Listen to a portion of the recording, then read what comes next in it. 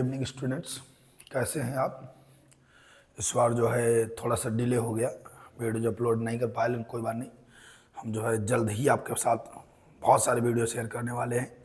तो आज का हमारा वीडियो रहेगा गॉस की प्रमेय, physics chapter 2 most important question है, लगातार आने वाला क्वेश्चन है। इसका हम एक वन शॉट भी डालेंगे जिसमें हमारे सारे डेरिवेशन 4-5 डेरिवेशन है इस टॉपिक के अंतर्गत, सभी डेरिवेशन होंगे। ठीक है, तो आज जो है हम कंप्लीट करेंगे गॉस की प्रमेय क्या होती है। तो सबसे पहले हमने आपको बताया भी था, कोई भी अगर आप कोई भी डेरिवेशन का नाम, सबसे पहले उसका फिगर होना चाहिए। ठीक है, तो देखो इसका फिगर कैसे बनाते हैं। सबसे पहले आप एक बैलून टाइप का बना लीजिएगा। कैसा बना दीजिएगा? बैलून टाइप का। बढ़िया नहीं बनाए, कोई बात नहीं, फिर बनेगा बढ़िया। बैलून टाइप का आप बना देंगे। ठीक है, और बैलून के बाद में फिर इस पर बीचों बीच में एक ओ बिंदु ले लेंगे, थोड़ा हट करके लीजिएगा। इस पर प्लस क्यू आवेश हो गया, यहाँ से इसको इस टाइप से निकाल लीजिएगा। और ये थोड़ा डॉटेड लाइन में ई वेक्टर हो गया।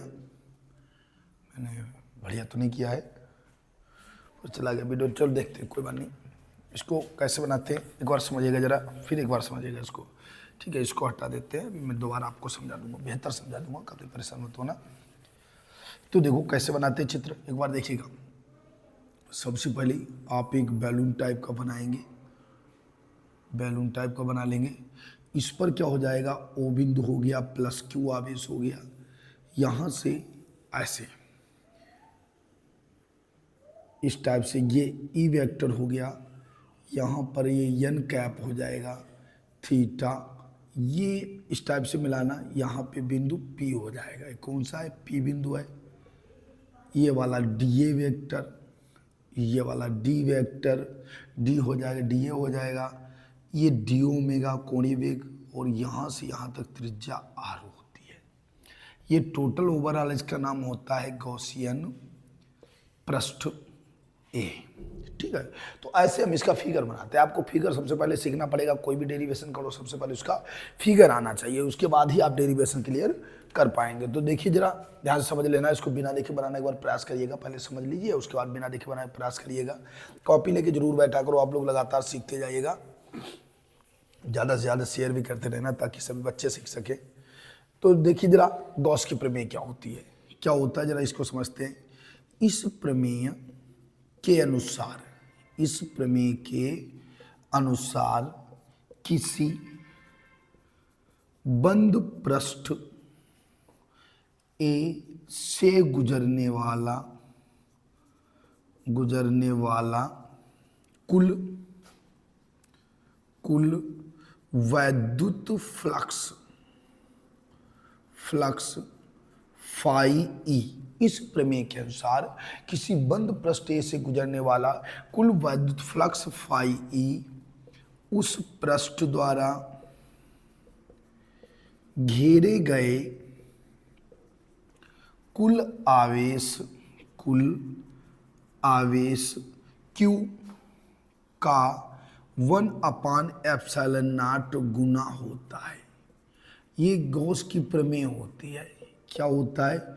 इस प्रमेय के अनुसार किसी बंद पृष्ठ ए से गुजरने वाला कुल वैद्युत फ्लक्स फाई ई उस पृष्ठ द्वारा घेरे गए आवेश Q का 1/ε0 गुना होता है। आप चित्र से भी देख सकते हैं कैसे। इस प्रमेय के अनुसार किसी बंद पृष्ठ ए से गुजरने वाला कुल वैद्युत फ्लक्स फाई उस पृष्ठ द्वारा घेरे गए आवेश Q का 1/ε0 गुना होता है। ठीक है, नई लाइन से लिख दीजिएगा, फाई ई बराबर Q/ε0। ये हमारी गॉस की प्रमेय होती है।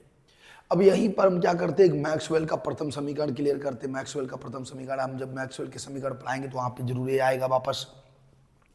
पर कैसे लिखते हैं? परंतु पृष्ठ से गुजरने वाला कुल वैद्युत फ्लक्स, ये मैक्सवेल जो थे, इन्होंने गणितीय रूप में व्यक्त किया था, वही है यहाँ पे। तो क्या हो जाएगा? परिसमाकलन V vector into D A vector. क्या होता है? परिसमाकलन E vector into D A vector बराबर फाई ई होता है। ऐसे लिख दीजिएगा, ऐसे नहीं लिखिएगा। फाई ई बराबर परिसमाकलन E vector into D A vector. क्या होता है कि पृष्ठ से गुजरने वाला कुल वैद्युत फ्लक्स फाई ई बराबर क्या होता है, परिसमाकलन V vector into D A vector होता है। अब हम फाई ई का रख लेंगे मान, ठीक है, तब क्या बनेगा, तब फाई का मान क्यू अपान एप्सिलॉन नॉट बराबर परिसमाकलन E vector into D A vector. ये क्या होता है, यही यहाँ बस कंप्लीट हो गया, ठीक है। जहाँ जहाँ एप्सिलॉन नॉट निर्वात की वैद्युतशीलता है, जिसका मान 8.85 पावर -12 कूलाम स्क्वायर प्रति न्यूटन मीटर स्क्वायर होता है। ये जो है आ चुका है इसका मात्रक, अभी पिछले वाले पेपर प्रीवियस क्वेश्चन पेपर में आया था कि एप्सिलॉन नॉट का मात्रक है, तो वहाँ पे 4 ऑप्शन दिए गए थे, तो ये याद भी कर लीजिएगा, कूलाम स्क्वायर प्रति newton metre square 8.85 power -12 coulomb square प्रति न्यूटन मीटर स्क्वायर होता है, ठीक है। तो देखो एक बार फिर समझा देते हैं कैसे लिखेंगे। इस प्रमेय के अनुसार किसी बंद पृष्ठ ए से गुजरने वाला कुल वैद्युत फ्लक्स फाई ई उस पृष्ठ द्वारा घेरे गए आवेश क्यू का 1/, एप्सिलॉन नॉट गुना होता है, अर्थात फाई बराबर क्यू अपान एप्सिलॉन नॉट हो जाएगा। परंतु पृष्ठ से गुजरने वाला कुल वैद्युत फ्लक्स फाई बराबर क्या होता है, परिसमाकलन E vector into D A vector. तो क्या नई लाइन से बनेगा, फाई का मान रख लो, क्यू अपान एप्सिलॉन नॉट बराबर परिसमाकलन E vector into D A vector हो जाएगा। जहां एप्सिलॉन नॉट निर्वात की वैद्युतशीलता होती है, जिसका मान 8.85 पावर -12 कूलाम स्क्वायर प्रति न्यूटन मीटर स्क्वायर होता है। ये हमारा गॉस की प्रमेय डिफिनेशन हो गई, ठीक है। अभी हम इसका डेरिवेशन कैसे करते हैं, इसको जो है स्क्रीनशॉट ले लो, स्क्रीनशॉट ले लीजिएगा, फिर हम इसका डेरिवेशन करते हैं। हो गया, तो देखिए जरा इसका हम डेरिवेशन कैसे करेंगे, सूत्र की स्थापना इसमें कैसे करते हैं, बहुत सरल भाषा में आपको सिखाने वाले हैं, बस आप लगातार जुड़े रहिएगा। और आप लोग कमेंट जरूर किया करो, मैं जो है आपके कमेंट चेक किया करता हूँ, कमेंट आप लोग जरूर किया करो, कोई प्रॉब्लम हो या कोई त्रुटि हो तो उसको तुरंत बताया करो। अगर आपको वीडियो अच्छा लगे तो कुछ न कुछ जो है उसके बारे में भी आप नोट किया करो, तो कम से कम हमें भी प्रोत्साहन मिलेगा, ताकि मैं आपको और भी बहुत सारे ऐसे वीडियो अपलोड करके दूंगा। तो देखिए क्या होता है, सूत्र की स्थापना हम कैसे करते हैं, सूत्र की स्थापना ये उपपत्ति कह सकते हैं, क्या कह सकते हैं, उपपत्ति।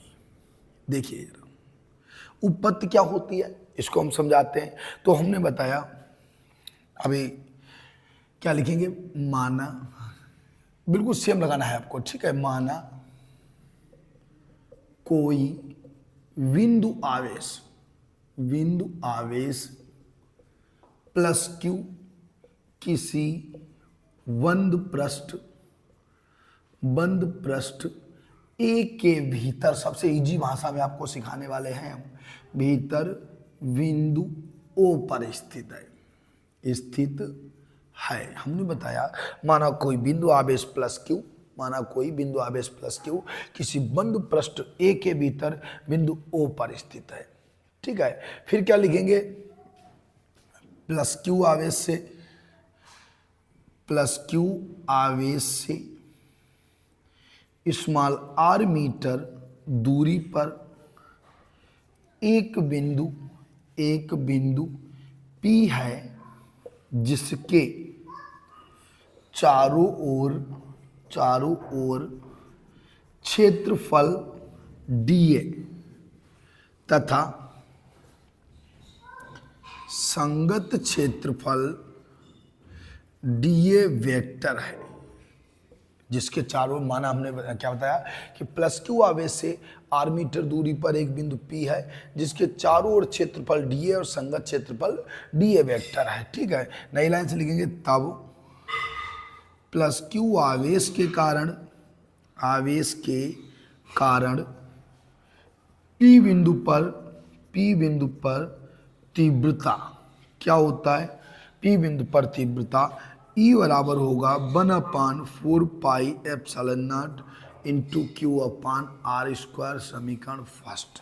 ये रहेगा हमारा फर्स्ट इक्वेशन। अब यहीं से शुरुआत करते हैं, बहुत नॉर्मल डेरिवेशन है। कैसे आप लिखेंगे कि माना कोई बिंदु आवेश प्लस क्यू किसी बंद पृष्ठ ए के भीतर केंद्र ओ, बिंदु ओ पृष्ठ किसको केंद्र ओ पर स्थित है। माना पृष्ठ पर एक बिंदु P है, ऐसे लिख दीजिए, या प्लस क्यू आवेश से r मीटर दूरी पर पृष्ठ पर एक बिंदु P है जिसके चारों ओर क्षेत्रफल d है और संगत क्षेत्रफल dA वेक्टर है। ठीक है, फिर आगे हम क्या लिखेंगे, तब प्लस क्यू आवेश के कारण P बिंदु पर तीव्रता E बराबर 1/4 pi epsilon naught into Q upon R square हो जाएगा। अब हम क्या नई लाइन से लिखेंगे, यदि E वेक्टर व dA वेक्टर के बीच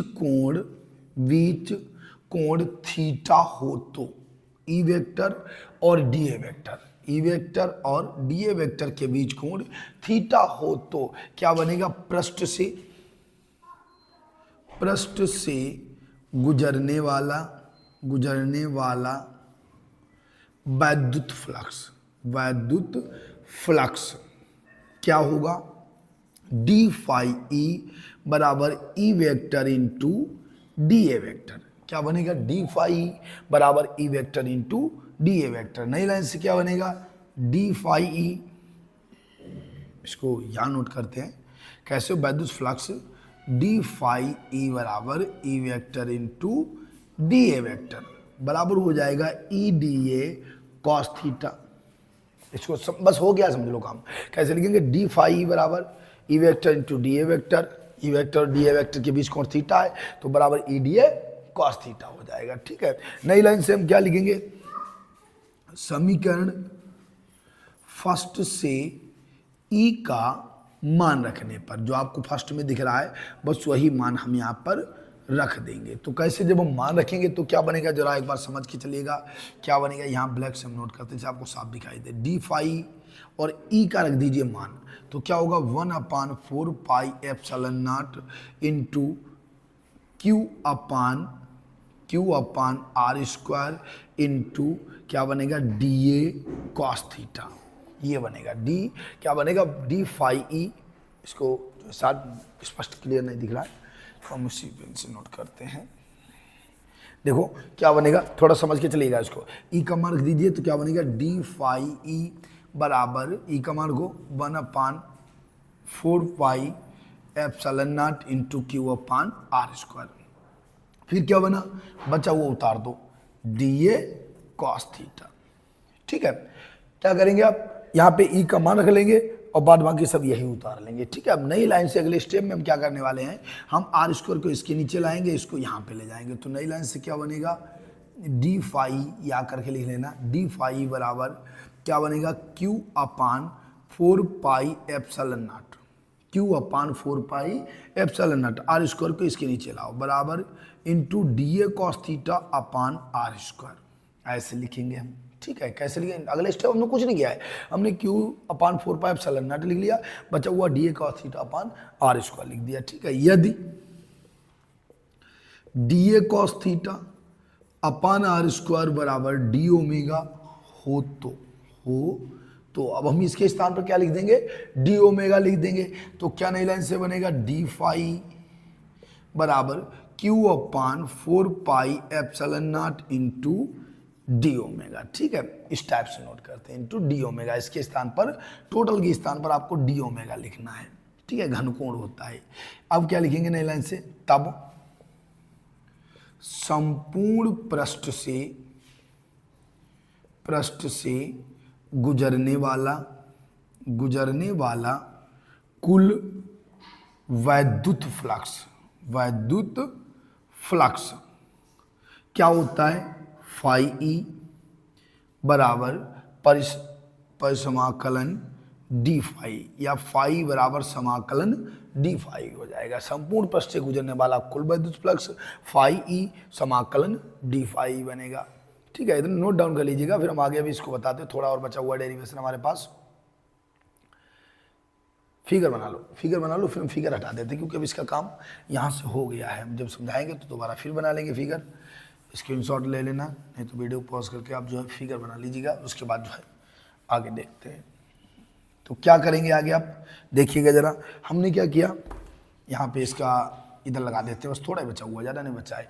हमने बताया संपूर्ण पृष्ठ से गुजरने वाला कुल वैद्युत फ्लक्स फाई बराबर परिसमाकलन डी फाई। अब परिसमाकलन डी फाई का हम रख देंगे मान। तो क्या मेरे पास बनेगा नई लाइन से, फाई ई बराबर परिसमाकलन डी फाई का मान रखो Q upon 4 pi epsilon naught into D A cos theta upon R square हो गया। और किस में है, ये है पर समाकलन में है, ठीक है। समाकलन को इधर आने दो, इसको बाहर निकाल दो, तो क्या नई लाइन से बनेगा, फाई ई बराबर क्यू अपान सॉरी इसमें क्या लिखा था आपने, डी फाई बराबर डी ओमेगा बना हुआ था, Q upon 4 pi epsilon not into D omega. D omega को समाकलन में रहने दो, उसको बाहर निकाल दो, क्या बनेगा, Q upon 4 pi epsilon not into समाकलन डी ओमेगा हो गया।